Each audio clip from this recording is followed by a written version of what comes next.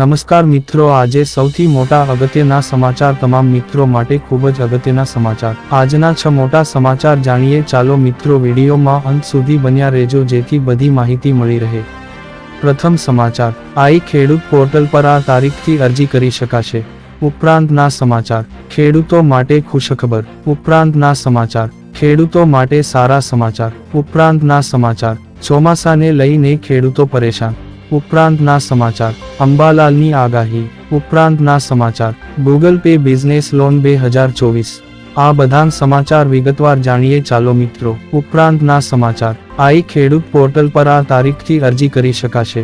ધરતીપુત્રો રાજ્ય સરકારની ખેડૂત હિતલક્ષી યોજનાનો લાભ મેળવી શકે તે માટે આઈ ખેડૂત પોર્ટલ તા 8મી જુલાઈથી ખુલ્લું મુકાશે, જેમાં પાણીના ટાંકા બાંધકામ પર સહાય યોજના, સ્માર્ટફોન સહાય યોજના અને પાક સંગ્રહ સ્ટ્રક્ચર યોજનાનો લાભ મેળવવા ખેડૂતો 7 દિવસ સુધી ઓનલાઈન અરજી કરી શકશે।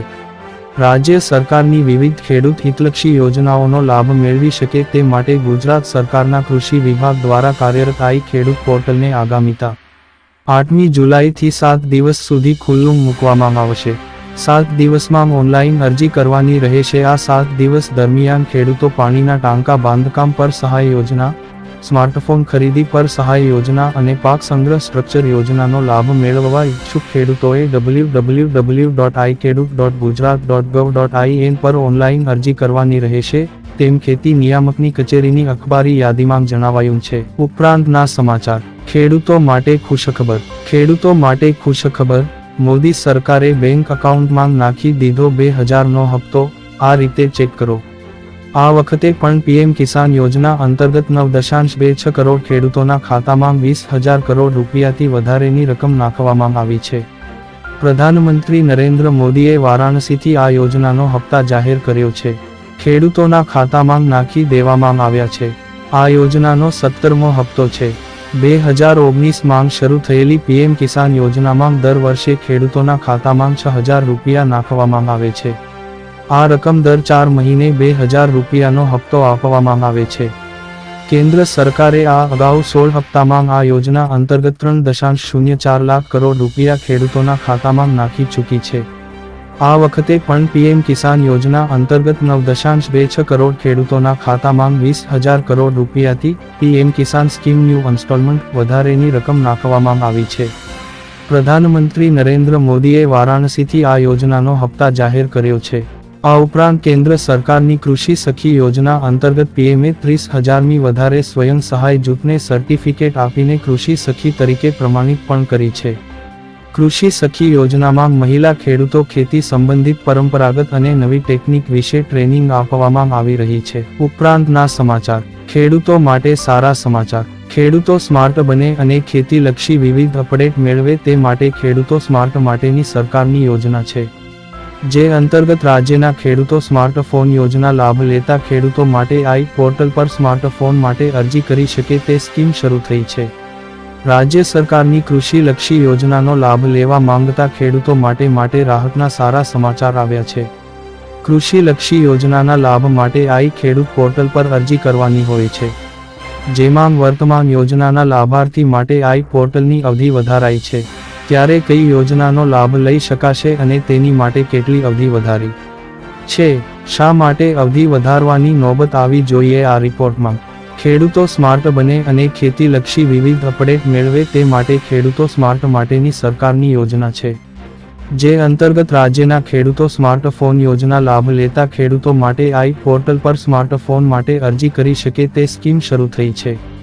સ્માર્ટફોન સાથે સાથે ખેડૂતે મેળવેલી ઉપજનો સંગ્રહ કરવા માટે ગોડાઉન અને પાણીની બચત સાથે ટપક સિંચાઈ આપવાની ખેતી કરતા ખેડૂતો માટે પાણીના ટાંકાની યોજના છે। ઉપરાંતના સમાચાર, ચોમાસાને લઈને ખેડૂતો પરેશાન। એક તરફ વરસાદના રાહ ખેડૂતો જોઈ રહ્યા છે, જ્યારે સાણંદ તાલુકાના ચાચરાવાડી ગામના ખેડૂતો વરસાદી પાણી નિકાલ ના થતાં ખેડૂતો ખેતી કરવી દોહેલી બની છે। કેમ આવી સ્થિતિ નિર્માણ પામી જોઈએ? આ રિપોર્ટમાં વરસાદ આવે એટલે ખેડૂતો ચહેરામાં સ્મિત આવી જાય છે, પરંતુ અમદાવાદ જિલ્લાના સાણંદ તાલુકાના ચાચરાવાડી વાસણા ગામના ખેડૂતો મુશ્કેલી મુકાઈ જાય છે, કેમ કે ભારે વરસાદ થાય અને ગામના ખેડૂતોના ખેતરમાં પાણી ભરાઈ જાય છે। પાણી ભરવાના કારણે ખેડૂતોને ખેતી કરવી દોહેલી બની જાય છે।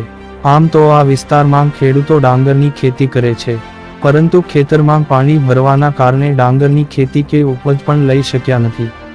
ગામના ખેડૂત અગ્રણી ખેડૂત ભવાન ભરવાડ કહે છે કે ગામના 1-2 વીઘા નહીં પરંતુ 500 વીઘામાં પાણી ભરાયેલું છે, જેમાં ફક્ત મારી એકલા નહીં પરંતુ 100 જેટલા ખેડૂતોના ખેતરમાં 15 વર્ષ થાય પરંતુ પાણીનો નિકાલ થયો નથી. ઉપરાંતના સમાચાર.